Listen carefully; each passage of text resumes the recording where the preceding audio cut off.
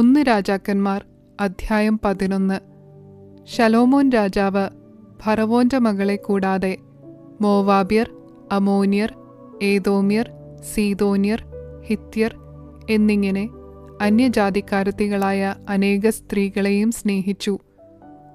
നിങ്ങൾക്ക് അവരോട് കൂടിക്കലർച്ചയരുത്, അവർക്ക് നിങ്ങളോടും കൂടിക്കലർച്ചയരുത്. അവർ നിങ്ങളുടെ ഹൃദയത്തെ തങ്ങളുടെ ദേവന്മാരിലേക്ക് വശീകരിച്ച് കളയും എന്ന് യഹോവ ഇസ്രായേൽ മക്കളോട് അരുളി ചെയ്ത അന്യജാതികളിൽ നിന്നുള്ളവരെ തന്നെ അവരോട് ശലോമോൻ സ്നേഹത്താൽ പറ്റിച്ചേർന്നിരുന്നു. അവന് 700 കുലീന പത്നികളും 300 വെപ്പാട്ടികളും ഉണ്ടായിരുന്നു. അവൻ്റെ ഭാര്യമാർ അവൻ്റെ ഹൃദയത്തെ വശീകരിച്ച് കളഞ്ഞു. എങ്ങനെയെന്നാൽ ശലോമോൻ വയോധികനായപ്പോൾ ഭാര്യമാർ അവൻ്റെ ഹൃദയത്തെ അന്യദേവന്മാരിലേക്ക് വശീകരിച്ചു. അവൻ്റെ ഹൃദയം അവൻ്റെ അപ്പനായ ദാവീദിൻ്റെ ഹൃദയം പോലെ തൻ്റെ ദൈവമായ യഹോവയിങ്കൽ ഏകാഗ്രമായിരുന്നില്ല. ശലോമോൻ സീദോന്യ ദേവിയായ അസ്തോരത്തിനെയും അമോന്യരുടെ മ്ലേച്ഛ വിഗ്രഹമായ മിൽക്കോമിനെയും ചെന്ന് സേവിച്ചു.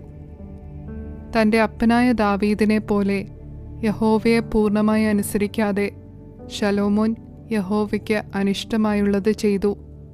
അന്ന് ശലോമോൻ യെരുശലേമിനെതിരെയുള്ള മലയിൽ മോവാബ്യരുടെ മ്ലേച്ഛ വിഗ്രഹമായ കെമോഷിനും അമോന്യരുടെ മ്ലേച്ഛ വിഗ്രഹമായ മോലെക്കിനും ഓരോ പൂജാഗിരി പണിതു. തങ്ങളുടെ ദേവന്മാർക്ക് ധൂപം കാട്ടിയും ബലി കഴിച്ചും പോന്ന അന്യജാതിക്കാരത്തികളായ സകല ഭാര്യമാർക്കും വേണ്ടി അവൻ അങ്ങനെ ചെയ്തു. തനിക്ക് 2 പ്രാവശ്യം പ്രത്യക്ഷനാകുകയും അന്യദേവന്മാരെ ചെന്ന് സേവിക്കരുതെന്ന കാര്യത്തെക്കുറിച്ച് തന്നോട് കൽപ്പിക്കുകയും ചെയ്തിരുന്ന ഇസ്രായേലിൻ്റെ ദൈവമായ യഹോവയെ വിട്ട് ശലോമോൻ തൻ്റെ ഹൃദയം തിരിക്കുകയും യഹോവ കൽപ്പിച്ചത് പ്രമാണിക്കാതെ ഇരിക്കുകയും ചെയ്യുക കൊണ്ട് യഹോവ അവനോട് കോപിച്ചു. യഹോവ ശലോമോനോട് അരുളി ചെയ്തതെന്തെന്നാൽ, എൻ്റെ നിയമവും ഞാൻ നിന്നോട് കൽപ്പിച്ച കൽപ്പനകളും നീ പ്രമാണിച്ചില്ല എന്നുള്ള സംഗതി നിന്റെ പേരിൽ ഇരിക്കൊണ്ട് ഞാൻ രാജത്വം നിങ്കിൽ നിന്ന് നിശ്ചയമായി പറിച്ച് നിന്റെ ദാസന് കൊടുക്കും. എങ്കിലും നിന്റെ അപ്പനായ ദാവീദിൻ നിമിത്തം ഞാൻ നിന്റെ ജീവകാലത്ത് അത് ചെയ്യുകയില്ല. എന്നാൽ നിന്റെ മകൻ്റെ കയ്യിൽ നിന്ന് അതിനെ പറിച്ചു കളയും. എങ്കിലും രാജത്വം മുഴുവനും പറിച്ചു കളയാതെ എൻ്റെ ദാസനായ ദാവീദിൻ നിമിത്തവും ഞാൻ തിരഞ്ഞെടുത്ത യെരുശലേമിൻ നിമിത്തവും ഒരു ഗോത്രത്തെ ഞാൻ നിന്റെ മകന് കൊടുക്കും. യഹോവ ഏദോമ്യനായ ഹദദ് എന്ന ഒരു പ്രതിയോഗിയെ ശലോമോന്റെ നേരെ എഴുന്നേൽപ്പിച്ചു. അവൻ ഏദോം രാജസന്തതിയിൽ ഉള്ളവനായിരുന്നു. ദാവീദ് ഏദോമ്യരെ നിഗ്രഹിച്ച കാലത്ത് സേനാധിപതിയായ യോവാബ് പട്ടുപോയവരെ അടക്കം ചെയ്യുവാൻ ചെന്ന് ഏദോമിലെ പുരുഷപ്രജയൊക്കെയും നിഗ്രഹിച്ചപ്പോൾ ഏദോമിലെ പുരുഷപ്രജയൊക്കെയും നിഗ്രഹിക്കുവോളം യോവാബും എല്ലാ ഇസ്രായേലും അവിടെ 6 മാസം പാർത്തിരുന്നു. ഹദദ് എന്നവൻ തൻ്റെ അപ്പൻ്റെ ഭൃത്യന്മാരിൽ ചില ഏദോമ്യരുമായി മിസ്രയീമിലേക്ക് ഓടിപ്പോയി. ഹദദ് അന്ന് പൈതലായിരുന്നു. അവർ മിദ്യാനിൽ നിന്ന് പുറപ്പെട്ട് പാറാനിലെത്തി.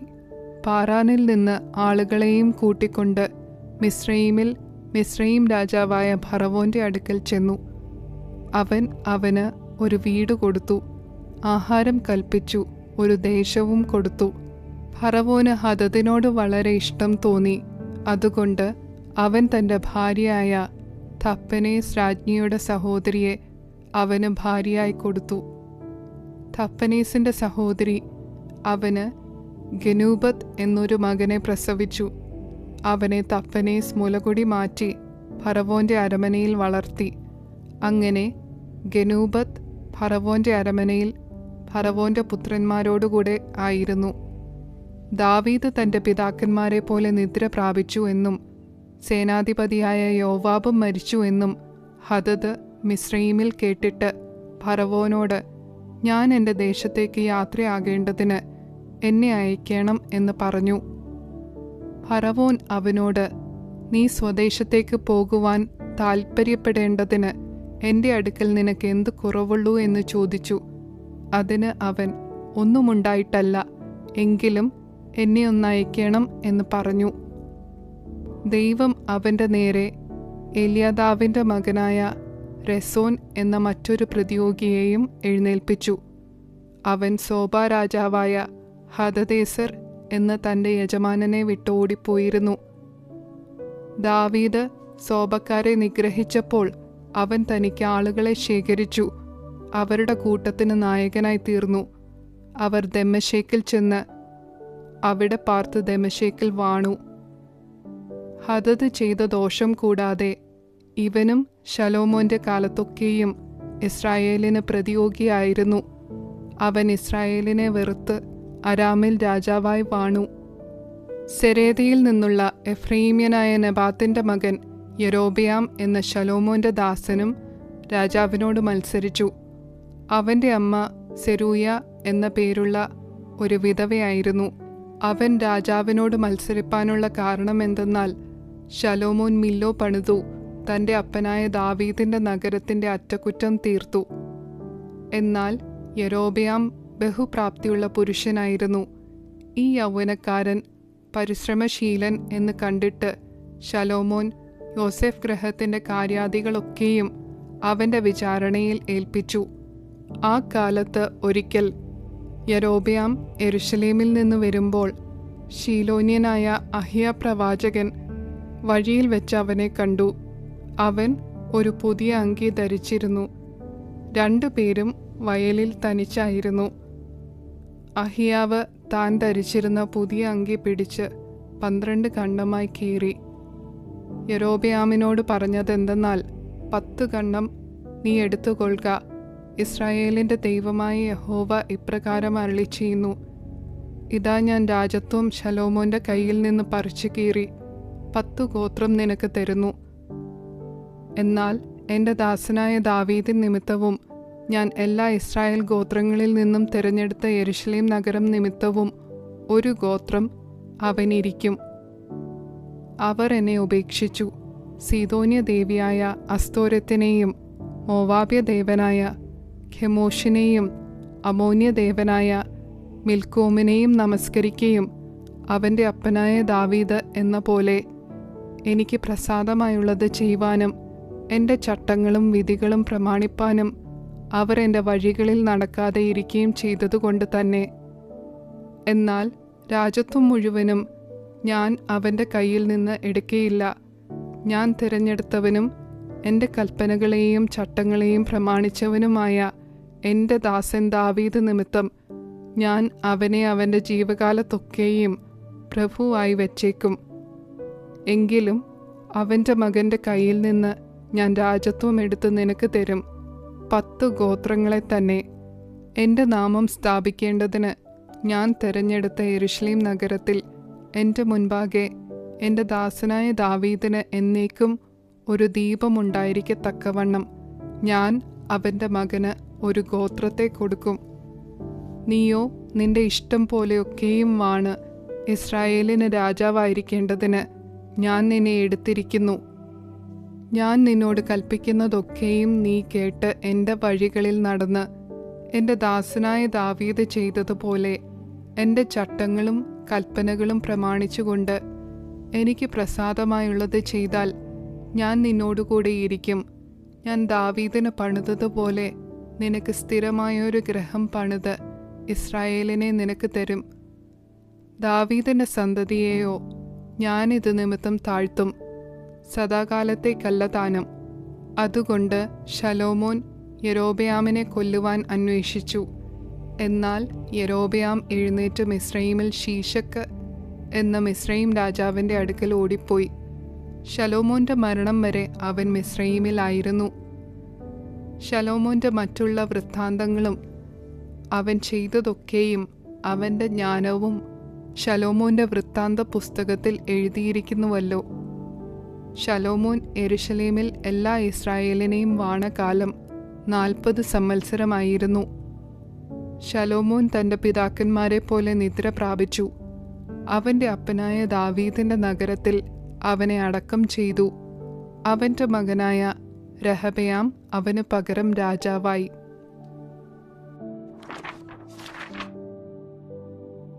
1 രാജാക്കന്മാർ അധ്യായം 12. രഹബയാമിനെ രാജാവാക്കേണ്ടതിന് എല്ലാ ഇസ്രായേലും ശേഖേമിൽ വന്നിരുന്നതുകൊണ്ട് അവനും ശേഖേമിൽ ചെന്നു. നെബാത്തിന്റെ മകനായ യൊരോബെയാം മിസ്രയീമിൽ അത് കേട്ടാറെ ശലോമോൻ രാജാവിന്റെ സന്നിധിയിൽ നിന്ന് യൊരോബെയാം മിസ്രയീമിൽ ഓടിപ്പോയി അവിടെ പാർത്തിരിക്കുമ്പോൾ അവർ ആളയച്ചു അവനെ വിളിപ്പിച്ചിരുന്നു. യൊരോബെയാമും ഇസ്രായേൽ സഭയൊക്കെയും വന്ന് രഹബയാമിനോട് സംസാരിച്ചു. നിന്റെ അപ്പൻ ഭാരമുള്ള നുകം ഞങ്ങളുടെ മേൽ വെച്ചു. നിന്റെ അപ്പന്റെ കഠിനവേലയും അവൻ ഞങ്ങളുടെ മേൽ വെച്ചിരിക്കുന്ന ഭാരമുള്ള നുകവും നീ ഭാരം കുറച്ചു തരേണം. എന്നാൽ ഞങ്ങൾ നിന്നെ സേവിക്കാം എന്ന് പറഞ്ഞു. അവൻ അവരോട്, നിങ്ങൾ പോയി 3 ദിവസം കഴിഞ്ഞിട്ട് വീണ്ടും എൻ്റെ അടുക്കൽ വരുവീൻ എന്ന് പറഞ്ഞു. അങ്ങനെ ജനം പോയി. രഹബയാം രാജാവ് തൻ്റെ അപ്പനായ ശലോമോന്റെ ജീവകാലത്ത് അവൻ്റെ സന്നിധിയിൽ നിന്നിരുന്ന വൃദ്ധന്മാരോട് ആലോചിച്ചു. ഈ ജനത്തോട് ഉത്തരം പറയേണ്ടതിന് നിങ്ങൾ എന്താലോചന പറയുന്നു എന്ന് ചോദിച്ചു.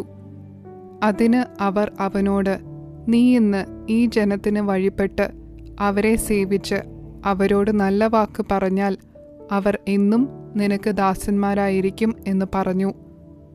എന്നാൽ വൃദ്ധന്മാർ തന്നോട് പറഞ്ഞ ആലോചന അവൻ ത്യജിച്ചു. തന്നോടുകൂടെ വളർന്നവരായി തൻ്റെ മുൻപിൽ നിൽക്കുന്ന യൗവനക്കാരോട് ആലോചിച്ചു. നിന്റെ അപ്പൻ ഞങ്ങളുടെ മേൽ വെച്ചിരിക്കുന്ന നുകം ഭാരം കുറച്ചു തരേണം എന്നിങ്ങനെ എന്നോട് സംസാരിച്ചിട്ടുള്ള ഈ ജനത്തോട് നാം ഉത്തരം പറയേണ്ടതിന് നിങ്ങൾ എന്താലോചന പറയുന്നു എന്നവരോട് ചോദിച്ചു. അവനോടുകൂടെ വളർന്നിരുന്ന യൗവനക്കാർ അവനോട്, നിന്റെ അപ്പൻ ഭാരമുള്ള നുകം ഞങ്ങളുടെ മേൽ വെച്ചു.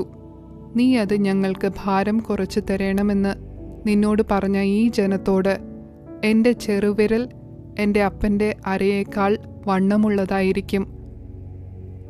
എൻ്റെ അപ്പൻ നിങ്ങളുടെ മേൽ ഭാരമുള്ള നുകം വെച്ചിരിക്കെ ഞാൻ നിങ്ങളുടെ നുകത്തിന് ഭാരം കൂട്ടും. എൻ്റെ അപ്പൻ നിങ്ങളെ ചമ്മട്ടി കൊണ്ട് തെണ്ണിപ്പിച്ചു, ഞാനോ തേളുകളെ കൊണ്ട് നിങ്ങളെ തെണ്ണിപ്പിക്കും എന്നിങ്ങനെ നീ ഉത്തരം പറയണം എന്ന് പറഞ്ഞു. 3-ാം ദിവസം എൻ്റെ അടുക്കൽ വീണ്ടും വരുവീൻ എന്ന് രാജാവ് പറഞ്ഞതുപോലെ യൊരോബെയാമും സകല ജനവും 3-ാം ദിവസം രഹബയാമിൻ്റെ അടുക്കൽ ചെന്നു. എന്നാൽ രാജാവ് ജനത്തോട് കഠിനമായ ഉത്തരം പറഞ്ഞു. വൃദ്ധന്മാർ തന്നോട് പറഞ്ഞ ആലോചനയെ അവൻ ത്യജിച്ചു. യൗവനക്കാരുടെ ആലോചന പോലെ അവരോട്, എൻ്റെ അപ്പൻ ഭാരമുള്ള നുകം നിങ്ങളുടെ മേൽ വെച്ചു, ഞാനോ നിങ്ങളുടെ നുകത്തിന് ഭാരം കൂട്ടും. എൻ്റെ അപ്പൻ നിങ്ങളെ ചമ്മട്ടി കൊണ്ട് ദണ്ഡിപ്പിച്ചു, ഞാനോ തേളുകളെ കൊണ്ട് നിങ്ങളെ ദണ്ഡിപ്പിക്കും എന്നുത്തരം പറഞ്ഞു. ഇങ്ങനെ രാജാവ് ജനത്തിൻ്റെ അപേക്ഷ കേട്ടില്ല. യഹോവ ശീലോന്യനായ അഹിയാവ് മുഖാന്തരം നെബാത്തിന്റെ മകനായ യൊരോബെയാമിനോട് അരുളിച്ചെയ്ത വചനം നിവൃത്തിയാകേണ്ടതിന് ഈ കാര്യം യഹോവയുടെ ഹിതത്താൽ സംഭവിച്ചു. രാജാവ് തങ്ങളുടെ അപേക്ഷ കേൾക്കേയില്ലെന്ന് എല്ലാ ഇസ്രായേലും കണ്ടപ്പോൾ ജനം രാജാവിനോട്, ദാവീദിങ്കിൽ ഞങ്ങൾക്ക് എന്ത് ഓഹരിയുള്ളൂ? ഇശായിയുടെ മകങ്കൽ ഞങ്ങൾക്ക് അവകാശമില്ലല്ലോ. ഇസ്രായേലെ, നിങ്ങളുടെ കൂടാരങ്ങളിലേക്ക് പോയിക്കൊള്ളുവീൻ. ദാവീദെ, നിന്റെ ഗൃഹം നോക്കിക്കൊള്ളുക എന്നുത്തരം പറഞ്ഞു. ഇസ്രായേൽ തങ്ങളുടെ കൂടാരങ്ങളിലേക്ക് പോയി. യഹൂദ നഗരങ്ങളിൽ പാർത്തിരുന്ന ഇസ്രായേല്യർക്കോ രഹബയാം രാജാവായി തീർന്നു. പിന്നെ രഹബയാം രാജാവ് ഊഴിയവേലയ്ക്ക് മേൽവിചാരകനായ അദോരാമിനെ അയച്ചു. എന്നാൽ ഇസ്രായേലൊക്കെയും അവനെ കല്ലെറിഞ്ഞു കൊന്നുകളഞ്ഞു. രഹബയാം രാജാവോ വേഗത്തിൽ രഥം കയറി യെരുശലേമിലേക്ക് ഓടിപ്പോന്നു. ഇങ്ങനെ ഇസ്രായേൽ ഇന്ന് വരെ ദാവീദ് ഗൃഹത്തോട് മത്സരിച്ചു നിൽക്കുന്നു. യൊരോബെയാം മടങ്ങി വന്നു എന്ന് ഇസ്രായേലൊക്കെയും കേട്ടപ്പോൾ അവർ ആളയച്ചു അവനെ സഭയിലേക്ക് വിളിപ്പിച്ചു. അവനെ എല്ലാ ഇസ്രായേലിനും രാജാവാക്കി. യഹൂദാ ഗോത്രം മാത്രമല്ലാതെ മറ്റാരും ദാവീദ് ഗൃഹത്തിൻ്റെ പക്ഷം ചേർന്നില്ല. രെഹബെയാം യെരുശലേമിൽ വന്ന ശേഷം ഇസ്രായേൽ ഗൃഹത്തോട് യുദ്ധം ചെയ്തു രാജത്വം ശലോമോന്റെ മകനായ രെഹബെയാമിന് വീണ്ടു കൊള്ളേണ്ടതിന് അവൻ യഹൂദാ ഗൃഹം മുഴുവനിലും ബെന്യാമീന്റെ ഗോത്രത്തിലും നിന്ന് ശ്രേഷ്ഠ യോദ്ധാക്കളായ 180,000 പേരെ ശേഖരിച്ചു.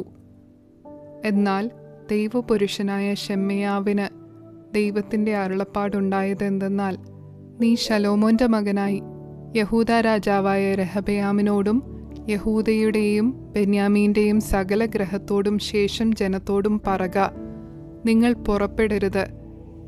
നിങ്ങളുടെ സഹോദരന്മാരായ ഇസ്രായേൽ മക്കളോട് യുദ്ധം ചെയ്യുകയുമരുത്. ഓരോരുത്തൻ താന്താന്റെ വീട്ടിലേക്ക് മടങ്ങിപ്പോകുവീൻ. ഈ കാര്യം എൻ്റെ ഹിതത്താൽ ഉണ്ടായിരിക്കുന്നു എന്നിപ്രകാരം യഹോവ അരുളിച്ചെയ്യുന്നു. അവർ യഹോവയുടെ അരുളപ്പാടനുസരിച്ച് യഹോവയുടെ കൽപ്പന പ്രകാരം മടങ്ങിപ്പോയി. അനന്തരം യൊരോബെയാം എഫ്രയീം മലനാട്ടിൽ ശേഖേം പണിതു അവിടെ പാർത്തു. അവൻ അവിടെ നിന്ന് പുറപ്പെട്ടു പെനൂവേലും പണിതു. ഈ ജനം യെരുശലേമിൽ യഹോവയുടെ ആലയത്തിൽ യാഗം കഴിപ്പാൻ ചെന്നാൽ ഈ ജനത്തിൻ്റെ ഹൃദയം യഹൂദാ രാജാവായ രെഹബെയാം എന്ന തങ്ങളുടെ യജമാനങ്കിലേക്ക് തിരികെയും അവർ എന്നെ കൊന്ന് യഹൂദാ രാജാവായ രെഹബെയാമിൻ്റെ പക്ഷം ചേരുകയും ചെയ്യും എന്ന് പറഞ്ഞു. ആകയാൽ രാജാവ് ആലോചിച്ചു, പൊന്നുകൊണ്ട് 2 കാളക്കുട്ടിയെ ഉണ്ടാക്കി. നിങ്ങൾ യെരുശലേമിൽ പോയതു മതി. ഇസ്രായേലേ, ഇതാ നിന്നെ മിസ്രയീം ദേശത്തു നിന്ന് കൊണ്ടുവന്ന നിന്റെ ദൈവം എന്ന് അവരോട് പറഞ്ഞു. അവൻ ഒന്നിനെ ബഥേലിലും മറ്റേതിനെ ദാനിലും പ്രതിഷ്ഠിച്ചു. ഈ കാര്യം പാപഹേതുവായി തീർന്നു. ജനം ഒന്നിൻ്റെ മുൻപിൽ നമസ്കരിപ്പാൻ ദാൻ വരെ ചെന്നു. അവൻ പൂജാഗിരി ക്ഷേത്രങ്ങളും ഉണ്ടാക്കി സർവ്വജനത്തിൽ നിന്നും ലേവ്യരല്ലാത്തവരെ പുരോഹിതന്മാരായി നിയമിച്ചു. യഹൂദയിൽ ആചരിച്ചു വന്ന ഉത്സവം പോലെ യൊരോബെയാം 8-ാം മാസം 15-ാം തീയതി ഒരു ഉത്സവം നിശ്ചയിച്ചു. യാഗപീഠത്തിങ്കൽ ചെന്നു താനുണ്ടാക്കിയ കാളക്കുട്ടികൾക്ക് യാഗം കഴിക്കേണ്ടതിന് അവൻ ബഥേലിലും അങ്ങനെ തന്നെ ചെയ്തു. താൻ നിയമിച്ച പൂജാഗിരി പുരോഹിതന്മാരെ അവൻ ബഥേലിലാക്കി. അവൻ സ്വമേധയായി നിശ്ചയിച്ച 8-ാം മാസം 15-ാം തീയതി താൻ ബഥേലിലുണ്ടാക്കിയ യാഗപീഠത്തിങ്കൽ ചെന്ന് ഇസ്രായേൽ മക്കൾക്ക് ഒരു ഉത്സവം നിയമിച്ചു. പീഠത്തിനരികെ ചെന്ന് ധൂപം കാട്ടി.